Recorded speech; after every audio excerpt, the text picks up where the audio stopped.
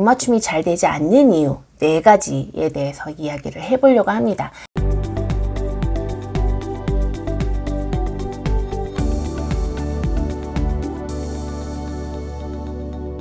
안녕하세요, 터차입니다. 지난 시간에 시각 추구에 대해서 우리가 같이 이야기를 해봤어요. 시각 추구 하면 눈맞춤이 또 자연스럽게 연결돼서 생각이 나실 텐데요. 시각 추구가 있으면 눈맞춤이 안 되는 거는 어떻게 보면 좀 자연스러운 거죠. 우리 아이들이 선택적으로 사람보다 다른 거를 더 관심 있게 보기 때문에 그러한데요. 그거 이외에도 우리 아이들이 눈맞춤이 잘 되지 않는 이유 4가지에 대해서 이야기를 해보려고 합니다. 그 중에 첫 번째 이유는 바로 시각 추구 때문입니다. 시각 추구는 사람 아닌 다른 것을 보는 그러한 특징이기도 한데요. 근데 단순히 사람을 보지 않고 다른 거를 본다의 의미에 그치는 게 아니라 사람들하고 눈 맞춘다는 거는 눈을 보면서 소통을 한다는 거예요. 눈을 보면서 눈 주변의 근육과 안면 근육을 같이 보면서 표정을 읽을 수 있고 그 표정을 통해서 감정에 공감할 수 있고 그래서 훨씬 더 활발한 상호작용이 일어나게 되는 건데 시각 추구는 굉장히 단조롭게 보게 됩니다. 사람을 보긴 보는데 단조롭게 봐요. 왜 그러냐면 사람보다 더 관심 있는 것을 그동안 봤잖아요. 예를 들면 TV나 미디어, 이제 스마트폰을 많이 봤잖아요.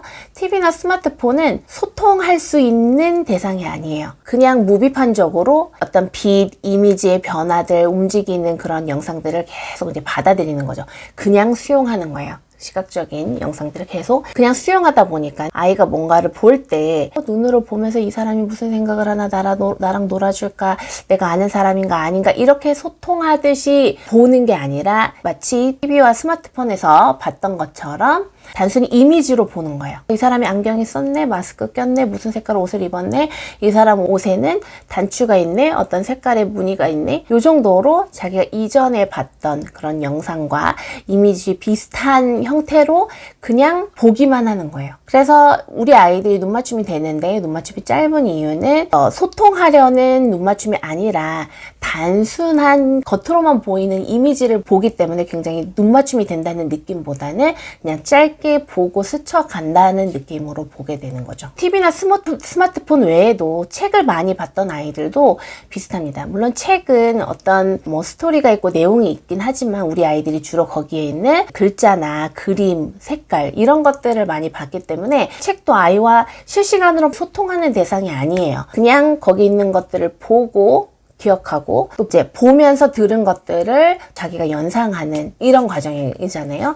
그렇다 보니까 책을 많이 봤던 아이들도 사람들을 볼 때 보기는 보되 그 사람의 표정의 움직임, 이 사람이 어떤 생각, 어떤 행동을 하는지 그 전반적인 거를 보지 않고 역시나 짧게 보는 거죠. 네, 짧게 보면서 그 사람이 이 옷에 있는 숫자 글자를 먼저 보기도 하고 그 다음에 이 사람이 지금 어떤 의도를 가지고 나한테 놀자고 하는지 어떻게 다가오는지 그런 거에 대한 탐색이 굉장히 소극적입니다. 그리고 아이들 중에 장난감을 많이 가지고 놀았던 친구들이 있어요. 장난감은 아이들이 만지고 쌓고 만들고 이렇게 할 수는 있지만 이것 또한 장난감과 소통할 수 없어요. 아이가 울고 있으면 이 장난감이 달래주는 것도 아니고 아이가 뭐라고 말을 하면 그에 따라 반응해주는 게 아니잖아요. 장난감도 역시나 그 모양 그대로만을 보고 그냥 만지작거리는 거예요. 혼자 장난감을 가지고 많이 놀았던 친구는 역시 그걸 보면서 소통해본 경험이 없죠. 그렇게 되다 보니까 사람을 볼 때도 약간 장난감처럼 어떤 사물처럼 인식합니다. 아, 누가 여기 있구나. 아, 지금 누가 여기 지나갔구나. 하지만 이 사람이 여기 왜 지나갔고 지금 누가 내 옆에 왜 와 있는지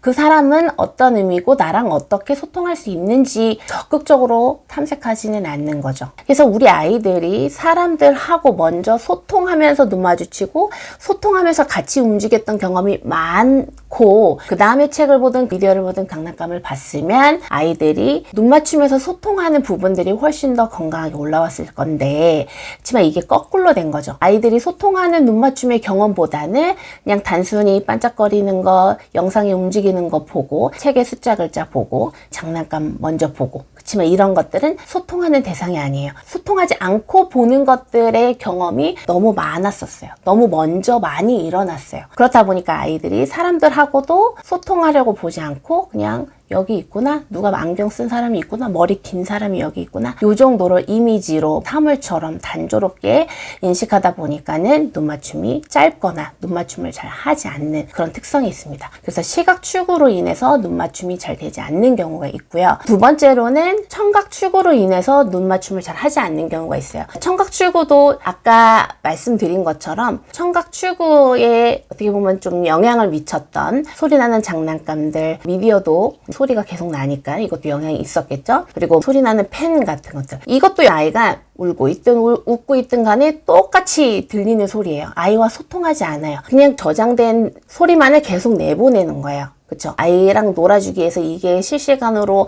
아이에 맞게 반응하지 않잖아요. 그런데다가 이런 것들은 계속 소리만 냅니다. 그러니까 아이들이 소리나는 매체에 많이 영향을 받았으면은 누군가가 부르면 그냥 그 소리만 인식해요. 아, 어떤 소리가 들리는구나. 그치만 이게 나를 부르는 거고 나와 놀자는 거고 나한테 좋은 거를 해주겠다는 이런 의미가 담긴 소리라는 거를 인식을 잘 안 하는 거죠. 왜냐면은 아이들이 생후 초기에 누르면 소리 나는 거, 이런 것들 누르면 소리 나고 누르면 소리 나고 이렇게 인식이 됐지, 이 소리가 나와 연결된 의미가 있다라는 그런 경험을 많이 안 했기 때문에 그런 거죠. 아이들은 실시간으로 아이 보고 이쁘다, 이쁘다는 소리는 내가 좋다고 하는 거구나, 나를 관심 갖고 좋은 의미로 얘기하는 거구나, 소통하면서 그 소리의 개념들을 잘 알아갈 수 있어야 되는데, 청각축의 원인이 됐던 소리나는 매체들은 그것과 상관없잖아요. 소통하는 소리가 아니잖아요. 그쵸? 그래서 청각 추구가 있는 친구들은 사람들을 잘 안 볼 수 있어요. 왜냐면 그 사람이 하는 말소리만 단조롭게 듣기 때문입니다. 그거의 의미는 생각하지 않고 그냥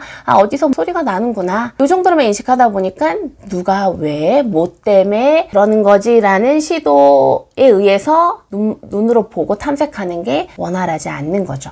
그래서 우리 아이들 중에 이제 청각추가 있는 친구들은 듣기는 안 듣는 건 아닌데 그 의미를 적극적으로 생각하지 않기 때문에 듣고 반응이 빨리 일어나지 않고, 청각추구 관련된 저희 영상 보면은 이 청각추구로 인해서 아이들이 자기랑 소통하지 않는 소리들을 계속 듣다 보면은 막상 아이가 소리 들려도 자기랑 관련이 없다라고 생각을 하면서 들리긴 들리나 반응을 안 하는, 호명 반응이 잘 이루어지지 않는 그런 특성들이 나오게 되는 거죠. 세 번째로는 자폐성에 있는 아이들이 관심사가 굉장히 제한적입니다. 제한적이다 보니까 반복적인 행동도 많이 이제 나타나게 되고요. 이런 제한된 관심 때문에 눈 맞춤을 잘 안 하게 돼 있어요. 사람들과 어울려 노는 거, 사람들과 소통하는 거, 엄마 얼굴을 보고 엄마 눈, 코, 입이 어떻게 움직이는지 이렇게 하는 게 관심이 없는 거예요. 자기가 이전에 충분히 해본 적도 없고 그거를 재미로 느낄 수 있었던 기회가 없었기 때문에 사람들 얼굴 보고 사람들 보면서 같이 움직이고 사람들 보면서 이 사람이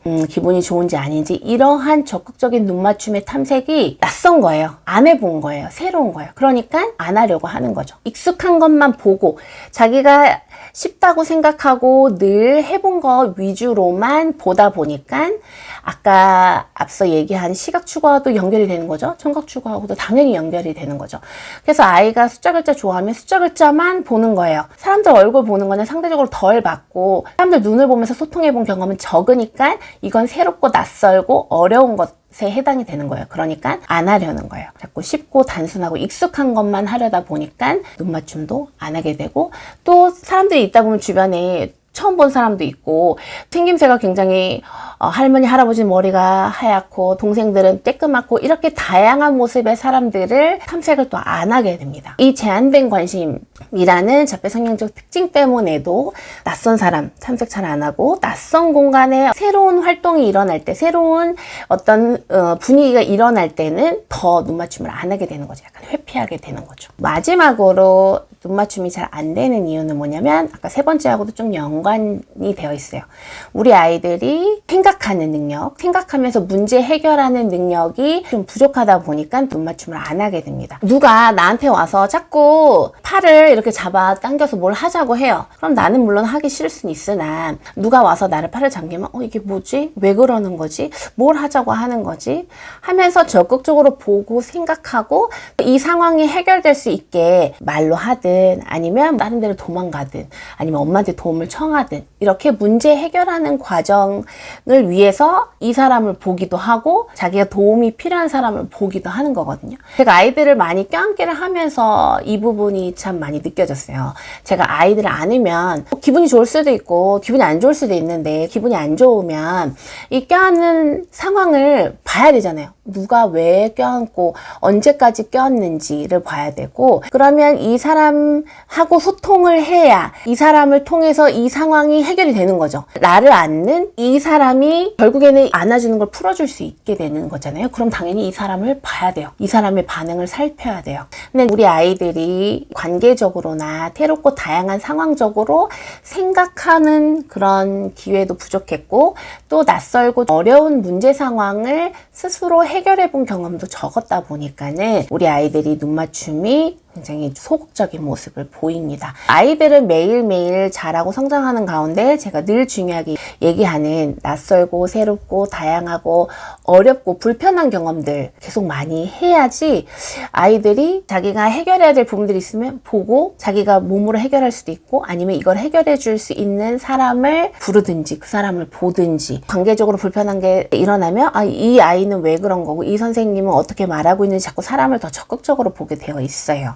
근데 우리 아이들이 일상이 너무 단조롭고 편하고 쉽고 단조로운 일상이 계속 반복이 되면 당연히 어떻게 될까요? 아이들이 보고 탐색하면서 생각하는 그 과정이 원활하지 않게 되는 거죠. 우리 아이들 눈맞춤 굉장히 중요합니다. 눈맞춤이 얼만큼 빨리 적극적으로 이루어지느냐에 따라서 아이들의 치료 속도는 굉장히 달라질 수가 있어요. 눈맞춤을 얼마나 적극적으로 하느냐에 따라서 지금 아이한테 필요한 자극을 아이가 얼마나 건강하게 수용하느냐를 우리가 알 수 있거든요. 그래서 제가 부모님들께 늘 말씀드립니다. 눈맞춤 중요합니다. 눈맞춤 먼저 돼야 됩니다. 눈맞춤 하면서 소통할 수 있는 경험을 많이 경험시켜 주셔야 돼요. 눈 맞추면서 웃어주시고, 눈 맞추면서 재미있는 표정도 많이 해주시고, 얼굴 주변 막 만지고 재밌게 만져주면서 우리가 서로 얼굴을 보고 소통하고 감정을 같이 느끼는 그러한 적극적인 신체 접촉과 몸놀이 소통 꼭 부탁드리도록 하겠습니다. 그래서 우리 아이들이 매일매일 더 초롱초롱한 눈으로 사람들을 바라보고 눈빛 소통이 찌릿찌릿 강렬해질 수 있도록 매일매일 아이들과 함께 해주시길 바랍니다. 이번 영상도 도움이 되셨길 바라고요. 구독, 좋아요, 가입까지 부탁드리고 저는 다음 영상 통해서 찾아뵙도록 하겠습니다. 감사합니다. 안녕하세요. 터치아이 대표 김승원입니다. 제 세 번째 책이 드디어 출간되었습니다. 느리고 서툰 아이, 몸놀이가 정답이다. 말이 느린 아이, 자폐 성향 있는 아이, 사회성이 부족한 아이들을 그동안 20년 동안 관찰하면서 알게 된 내용과 그 아이들과 제가 직접 몸놀이 하면서 성장을 도와줬던 노하우들을 모아서 책으로 펴냈습니다. 아이 몸을 관찰하면서 발달을 체크할 수 있는 체크리스트, 그다음에 발달 특성에 따른 몸놀이 처방전과 쉽고 재밌게 할 수 있는 몸놀이 40가지를 담아서 책으로 냈습니다. 우리 아이와 어떻게 놀아야 될지 잘 모르겠고 오늘 우리 아이와 어떤 시간을 보내야 될지 고민이신 분들은 이 책에서 얘기하는 방법대로 몸놀이 시작하시면 됩니다. 말이 좀 느리고 자폐 성향이 있는 우리 아이들의 성장을 위해서 오늘 당장 부모님이 아이와 해야 될 것은 바로 스킨십, 접촉, 몸놀이에요. 그래서 이 책을 통해서 그러한 의미 있고 함께 성장할 수 있는 시간 가지시기 바랍니다. 감사합니다.